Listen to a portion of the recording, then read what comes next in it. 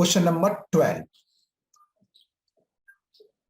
क्या है इसमें? कह रहा है from the top of 7 metre high building the angle of elevation of the top of a cable tower is 60 degree and the angle of depression of its foot is 45 degree. Determine the height of the tower. पहले इसका figure draw करते हैं।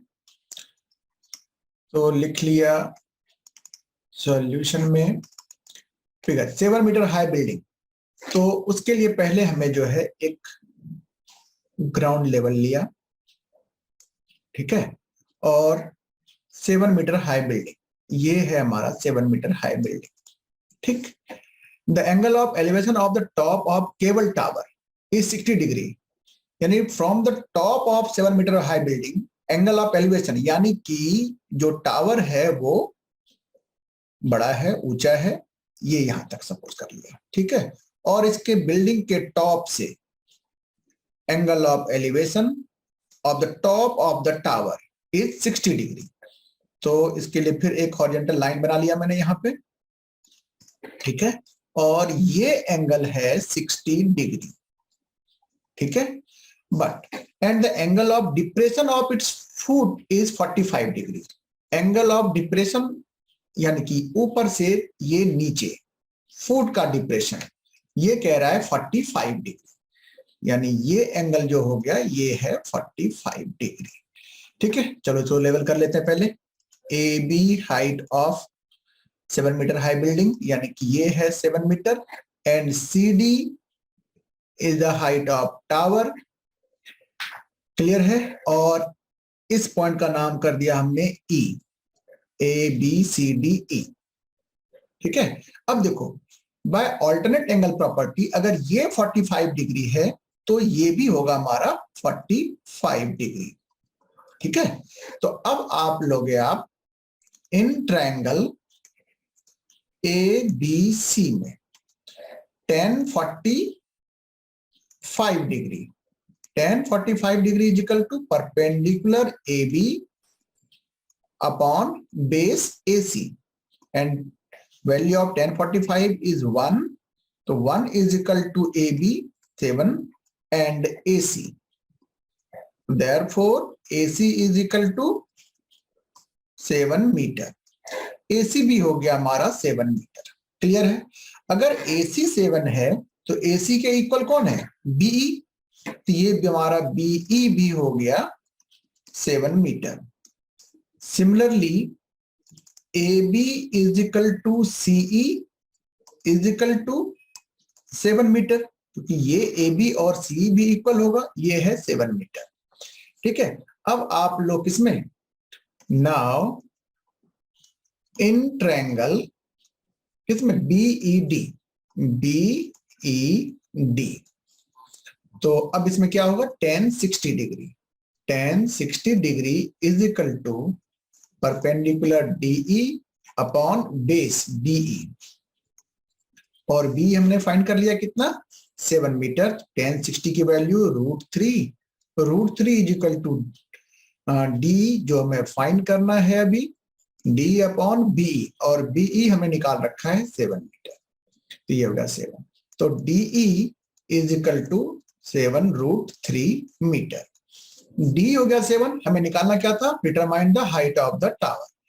तो height of tower क्या है हमारा, DC, तो DC equal to क्या हो जाएगा, DE प्लस EC, और DE है हमने निकाल रखा कितना, 7√3, एंड EC 7 है, 7 ले लिया कॉमन, कितना हो गया, √3 + 1, इतना मीटर, तो DC निकल गया। तो देयरफॉर आंसर स्टेटमेंट लिख लो बस, height of tower is equal to 7√3 + 1 metre, ये है आपका आंसर। अब है क्वेश्चन नंबर 13। इसमें कहता है as observe from the top of 75 metre high lighthouse from the sea level the angles of depression of two shapes are 30 degree and 45 degree. If one shape is exactly behind the other on the same side of the lighthouse, find a distance between the two shapes. इसके लिए पहले हम figure draw करेंगे और क्या है, मान लो ये है हमारा सी लेवल, ठीक है, और ये है हाइट ऑफ लाइट हाउस जो 75 मीटर है, और एक सिर्फ यहां है और ठीक इसके पीछे दूसरा सिप है और वो है सपोज करो यहां पे, ठीक। अब क्या दिया हुआ है, the angle of depression of two ships, angle of depression ये है हॉरिजॉन्टल लाइन, ठीक है। तो अब कह रहा है क्या कि ये एंगल ऑफ डिप्रेशन, एक एंगल ये है जो कितना दिया हुआ है 30 डिग्री, एंड दूसरा एंगल ये है जो है कितना 45 डिग्री।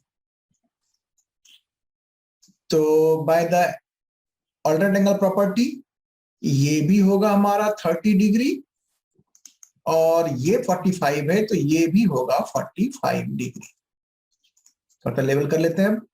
सपोज करो ए बी है हमारा हाइट ऑफ लाइट हाउस जो है 75 metre, and C and D ये दो पॉइंट है जहां पर ये दोनों शिप्स हैं, ठीक है। तो अब हमें फाइंड क्या करना है, find the distance between two ships, यानी कि ये हमें फाइंड करना है यहां से यहां तक। चलो स्टार्ट करें। तो इसके लिए पहले लिया हमने in triangle A B D, तो 10 45 डिग्री इज इक्वल टू कितना होगा, perpendicular A B upon base A D. 10 45 value 1 is equal to A B given है 75 अपॉन ए डी, तो A D is equal to कितना हो गया 75 metre, ये भी हो गया हमारा 75 metre. Now we have to find DC, इसके लिए हमें क्या करना होगा, इन ट्रायंगल ए बी सी, तो इसके लिए क्या होगा 10 30 डिग्री, ये हुआ 10 30 degree is equal to perpendicular यानी ए बी अपॉन बेस यानी ए सी, और वैल्यू ऑफ 10 30 डिग्री इज 1/√3 is equal to A B की वैल्यू 75 गिवन है एंड अपॉन ए सी, और ए सी क्या है 75 प्लस डी सी, ये लिख लिया हमने 75 plus D C, right. Now by cross multiplication 75 plus D C is equal to 75√3, तो DC is equal to 75√3 minus 75, ये 75 ट्रांसपोज होके इधर माइनस हो गया। नाउ 75 इज कॉमन, तो 75 इंटू √3 माइनस 1, ये हो गया DC। तो हो गया आंसर। देयरफॉर डिस्टेंस बिटवीन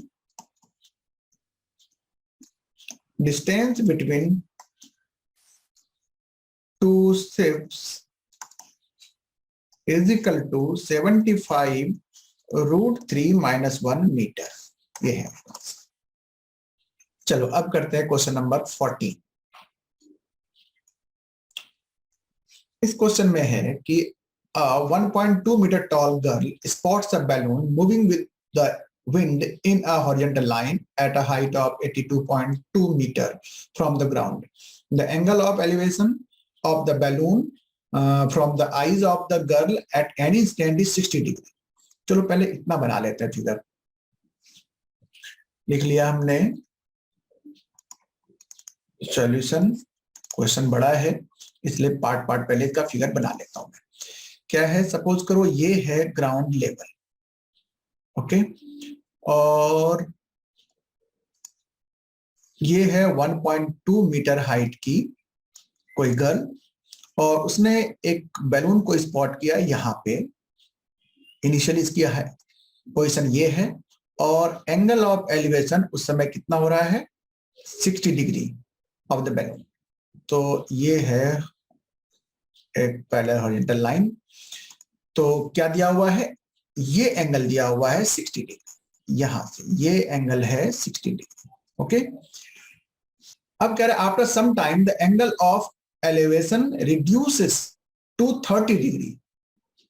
अब ये बैलून जो है लिखा हुआ है ना कि मूविंग विद द विंड, तो विंड से उड़ते हुए मान लो कि ये बैलून अब यहां आ गया, हाइट वही है लेकिन डिस्टेंस ट्रेवल किया, और अब इस गर्ल के आई से इसका एंगल ऑफ एलिवेशन कितना कह रहा है 30 डिग्री, रिड्यूस होके हो गया ये 30 डिग्री, ये है 30 डिग्री।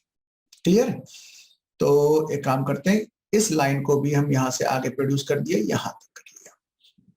ठीक, तो हो गया। अब इसको लेवल कर लेते हैं।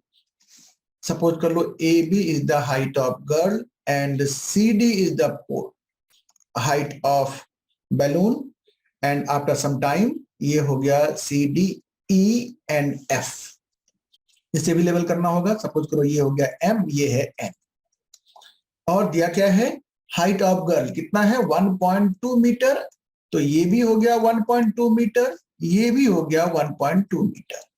और कुछ दिया हुआ था क्या, with the wind in a horizontal line at a height of 88.2, यानी बैलून की जो हाइट है टोटल हाइट ग्राउंड लेवल से वो है 88.2, यानी यहां से 88.2 मीटर यहां तक। ठीक है, ये हाइट है 88.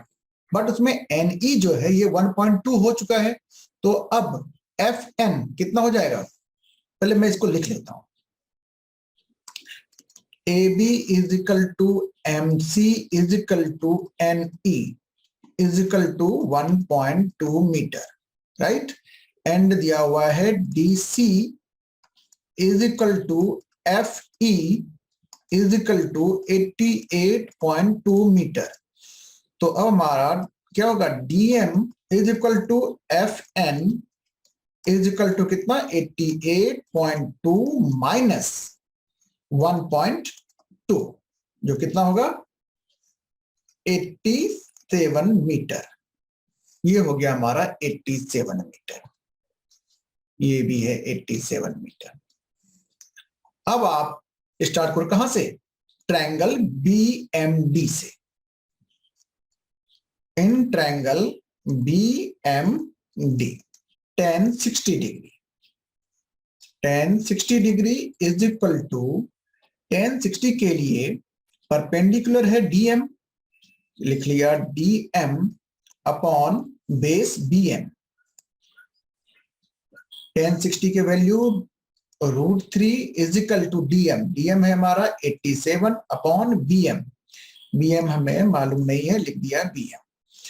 तो देयरफॉर क्या हो जाएगा, BM is equal to 87/3 √3, slice कर लिया इसको, तो √3 अपॉन √3 जो कितना हुआ 87 √3 अपॉन 3 से कट जाएगा ये कितने टाइम में, 3 2 जा 6, 3 9 जा 27, जो हो गया हमारा 29 √3 मीटर। ये BM हो गया 29 √3, ठीक है, इतना मीटर। अब आपको लेना है in triangle BNF। Now in triangle BNF, ठीक है, इसके लिए tan 30 लेना होगा हमें, तो tan 30 is equal to perpendicular FN upon base BN। Value of tan 30 1/√3 is equal to FN कितना है 87 अपॉन BN। अब देखो इस BN के लिए मैं BM प्लस MN कर सकता हूं, और BM की वैल्यू 29 √3 मैंने निकाल रखा है, ये हो गया 29 √3 और प्लस MN, यही डिस्टेंस है, डिस्टेंस ट्रेवल्ड बाय बैलून, तो ये MN हमारा आ जाएगा। अब देखो क्रॉस मल्टीप्लिकेशन से कितना हो गया ये 29 √3 plus MN is equal to 87 √3, यानी अब हो गया सिर्फ MN is equal to 87 √3 minus 29 √3, जो होता है 58 √3, इतना हो गया metre. Therefore, mn is equal to CE. ये कितना हो गया 58√3 मीटर, यही हमें निकालना था। तो अब आंसर स्टेटमेंट लिख लो। Therefore, distance traveled by, यही निकालना था ना, find the distance traveled by the balloon during the interval. The distance traveled by the balloon is equal to 58√3 metre. ये हो गया आंसर।